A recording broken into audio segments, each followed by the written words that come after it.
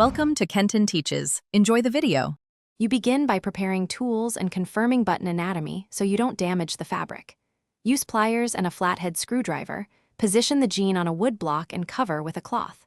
Pry the flange or split post gently. Work from the inside outward, because steady, controlled force separates the cap from the post.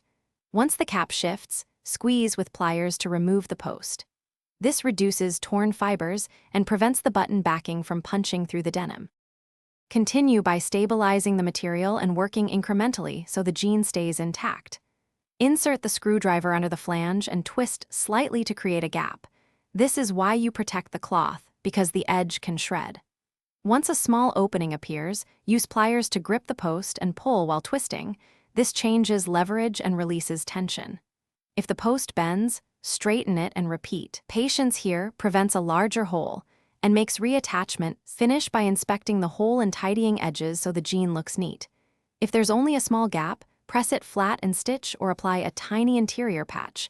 This reinforces the spot for a new button.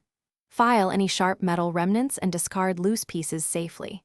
If tearing occurred, use an iron-on patch from the inside or stitch a denim patch. This distributes pressure and prevents future ripping. Troubleshooting tip: if the post snaps, remove fragments with a magnet or thin pick before patching. Thanks for watching. Please subscribe if this video was helpful.